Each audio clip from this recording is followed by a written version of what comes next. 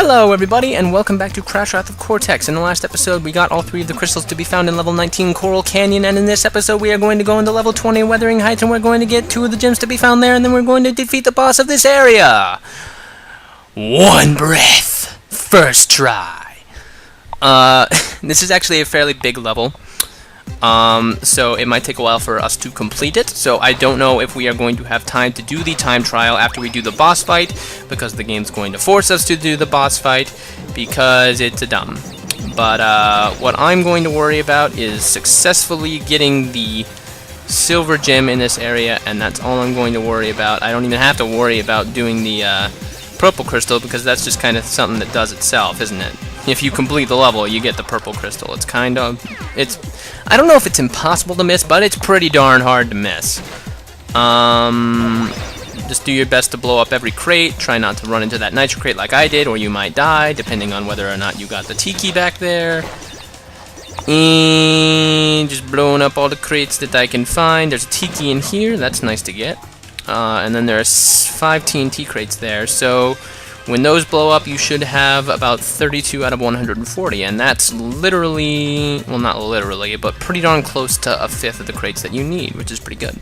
So we've made good headway in this level so far. The bonus of this level, from what I can remember, is not too difficult. There, you should have 33 out of 140 by the time you get to that checkpoint, and then you get a new Tiki here. That's nice. This part is what slows down the time trial run, by the way, but we'll get to that when we get to that. What was I going to say? Oh, you might have a little bit less than 33 crates out of 140 by the time you get to that checkpoint, because if you remember, I actually got hit by those nitro crates back there. So if you don't account those and you manage to successfully avoid them without blowing them up, then you might have a few less crates than 33, maybe 31. But yeah, it shouldn't be too difficult to do all this. This is kind of tricky. I don't know what the trick is to it, but I know that that crate is there, and then if you hit this, you can hit that TNT crate. So I'm pretty sure the only difference in blowing up the crate first or hitting the steel crate first is that you might not get the life if you don't get the life if you decide to hit the steel crate first, because the TNT blocks it. But either way, you get both crates, so you don't have to worry about ruining your chances when it comes to that. Let's just blow up everything having to do with those boxes, because those aren't good news, and then make our way through. Oh wow, I went right down the hole. You know, that's typical. Okay, let's get back to where we were. Teleportation power, nya! So, as you can see there, I was a bit late.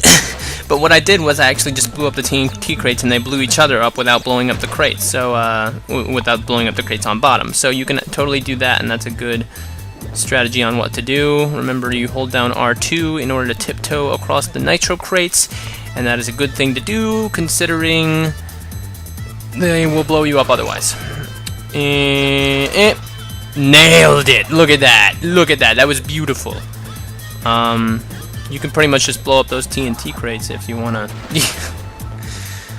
Yeah, I'm not sure why anybody would risk their life to pick up the lives, because this game is pretty darn easy and you don't need all the lives they give you. I mean, look, I've already earned 4 on this run, and when I get those 4, I'll have 76 lives. I think you max out at 99, so I'm pretty sure I'm pulling a new Super Mario Bros. Wii right here.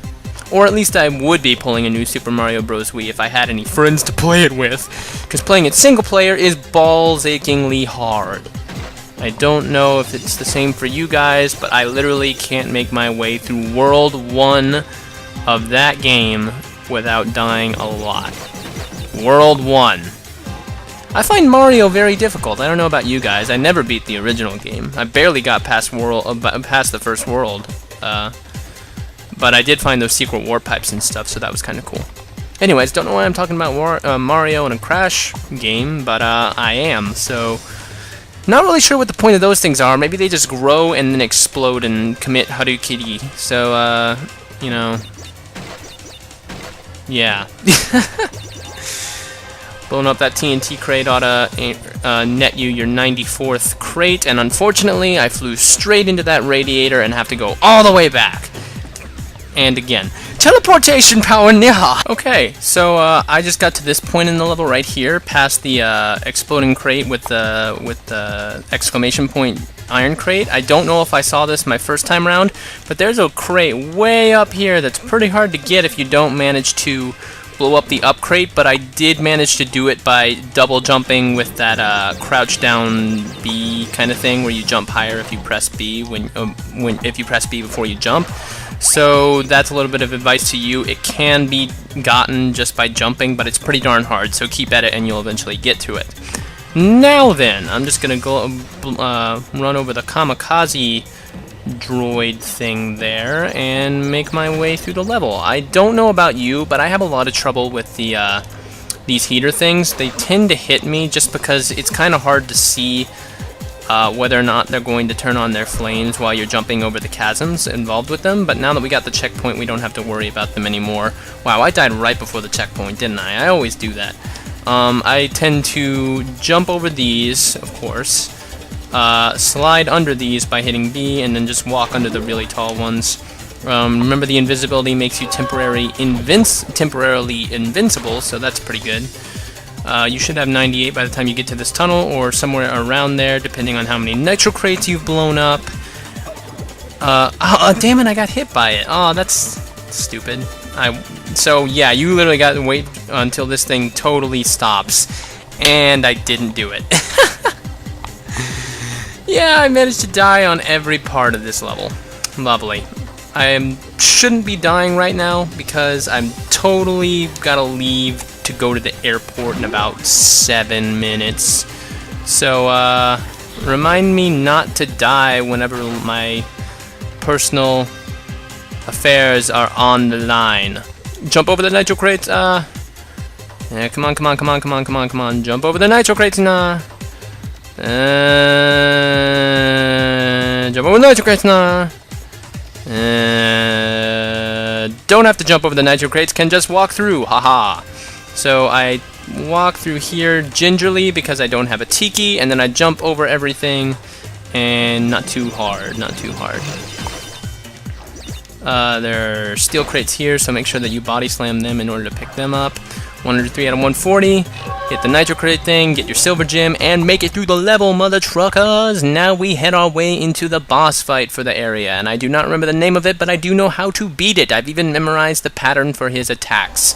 So let's go to the boss level of this area, and let's pick up atmospheric pressure. Let's go to atmospheric pressure and pick up our new power-up, which is going to be pretty cool. Shouldn't take too long to beat this guy. Hey, look! The orange boy likes to fly! Time to earn your wings, kid. Big talk from a talking Bandicoot. We're gonna kick his butt. Watch how fast we kick his butt. It'll only take us a few minutes. I promise. It won't even take as long as that last level. That last level is harder to beat than this boss battle.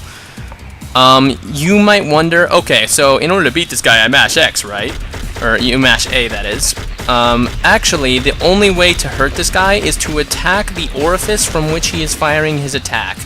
First he fires that kind of electric ball, and you have to shoot his hand. Then he fires all these miniature electric balls, and you have to shoot him in the face. And that's how you damage him. And then he does it with his left hand and shoots a beam of energy. You can't get a lot of hits on him or else he'll fry you with that thing. So basically just kind of stay there wherever you can, try not to get hit by that beam. And then he does his spiel where he gets a bolt of energy to fly down from the air, shoot him a whole bunch, and then try and avoid the electric wave. Unfortunately, it was really hard to avoid there because the only hole in it was way off to the left, and it's really hard to see it. So usually I stay in the middle and kind of hope for the best, but when it's way off to the left like that, it's just almost impossible to avoid, and I can't react to it in time. So you might decide to get as far left as possible. Ouch. You might decide to get as far left as possible after getting just a couple hits on him while he's doing that electric wave. In order to beat this guy, you have to do a set amount of damage to him while he's doing each of his attacks. You have to do 25% life worth of damage to him while he's attacking you on each of his attacks. So once you've done 25% damage to him while he's doing this attack, he will stop doing that attack and only do the other attacks. As you can see, I haven't done that yet because he's still doing that attack. It's the same with this face one right here. As you can see, he kind of stopped in the middle there. That means I've done enough damage to him while he's doing that attack, so he's going to stop doing that one now.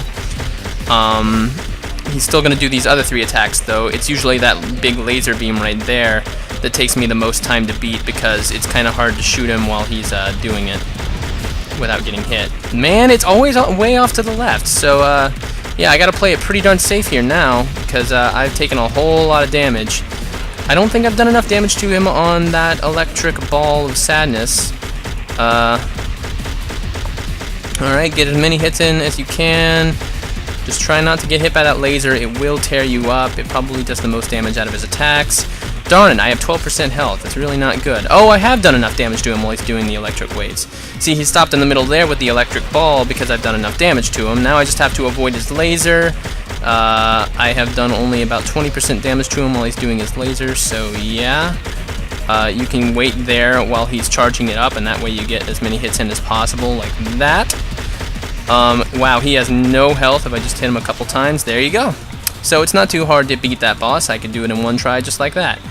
And you pick up the fruit bazooka, which is really cool. You just fire fruit at a target, and you press B to fire, and you hold down the left trigger. So yeah, that's the boss fight, and that's atmospheric pressure. That's how you beat him. So thank you guys very much for watching this episode of Crash Wrath of Cortex. In the next episode, we're going to make our way back to level 20, and we're going to pick up the time trial on that level, and then we're going to backtrack a little bit and do other levels as well. So thank you guys for watching. Until next time, see you guys later.